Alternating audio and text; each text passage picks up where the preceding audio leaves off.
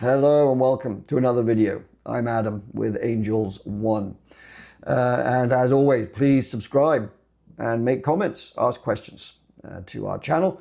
And so we can turn out more of these videos based on emergencies, rules, regulations, legal interpretations. So come on back and look for some more. Today, we will discuss the one emergency procedure that we have had received many questions about, and that's the stuck collective. So briefly describing, based on the lift equation, how we execute that, and then right after the video, showing how we actually perform it in the aircraft.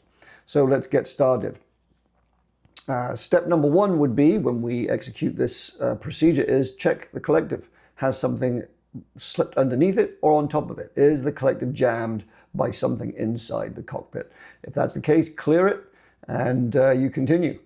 If you cannot clear the collective, then obviously you have some mechanical malfunction and you need to land the aircraft. So let's talk about how we safely perform this.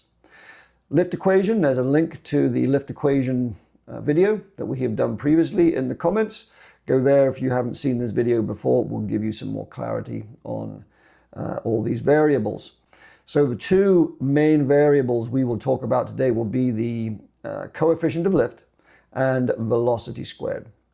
If I want to increase my lift produced by the rotor disc, I need to increase my lift. I've got to increase one of these variables. We don't really have control over these variables in the cockpit, but we do have control over this and this in the cockpit.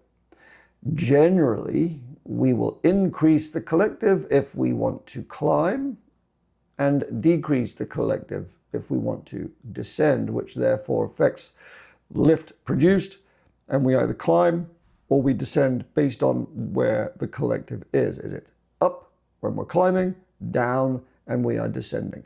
Yes, we can do a cyclic climb, and yes, we can descend with the cyclic, but primarily today, and in most helicopter flying, if you are climbing or descending, you are manipulating that with the collective. Okay, so let's talk about how we do this emergency procedure. So we have a stuck collective, and we've tried to clear it, it won't clear. So now we need to descend and land the aircraft. So how do I get here? This is now a constant. Coefficient of lift I cannot change with the collective. So this is now out of any of our options that we have available to us to cause the aircraft to descend. So now what we have is velocity squared. Remember, this is exponential.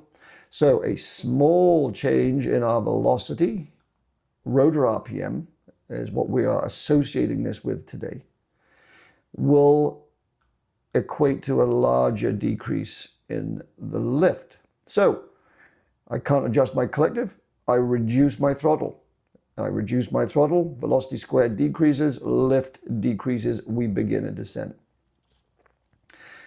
As I get closer to the ground, we're doing a shallow approach to a run-on.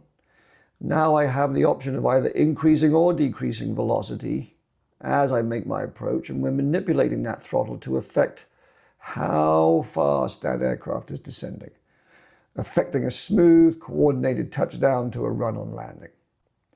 Now, the question is, can I do a steep approach and make my approach via the steep approach, adjusting my throttle as I go? Of course you can. I have found, through experience, that the shallow approach to a run-on is the much better procedure. Fewer changes in power required. You have smaller manipulations on throttle and cyclic to affect the landing. So it's just a preferred, much more controlled method to get the aircraft to the surface. Again, practice this with somebody who knows what they're doing. Don't just jump in there and start doing this. Find an instructor who knows the aircraft limitations, and has done this procedure before. Learn from someone who actually knows. Aircraft limitations are going to be very important here, because you do not want to exceed an aircraft limitation when it comes to rotor RPM, throttle manipulation, And the procedure for manipulating the throttle may change depending on what aircraft you're in. Some aircraft, the throttle is on the collective. Others, it's not. It's up on the power control lever overhead, or in other locations, depending on the aircraft that you fly. So knowing the aircraft and knowing how to execute this procedure in that aircraft is key. So let's take a look at the rest of the video and see how we fly this in the aircraft. And we'll see you next time. Thank you. Simulated start collective. First thing is... see if there's anything blocking it. Yep, nothing blocking there it. Right. I should start slowing down now. No, I would keep your speed up, get the shallow approach sorted, and then you're expecting that deceleration, bleeding the speed off. Okay. And coordinating that with the throttle from the lower, from the shallow approach. Okay. Expecting around 20 odd knots, less than 30 knots before she starts to descend.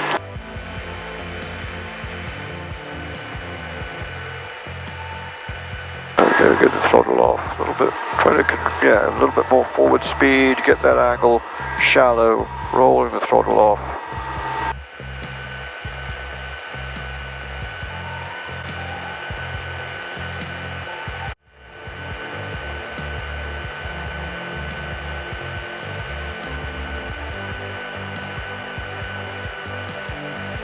So roll the throttle off.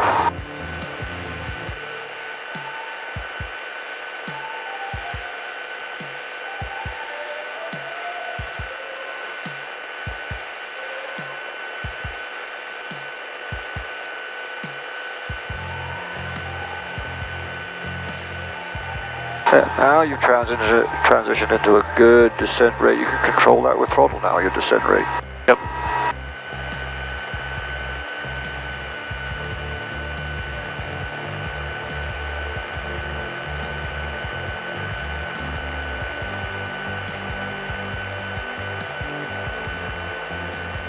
That's it, and throttle to keep it light.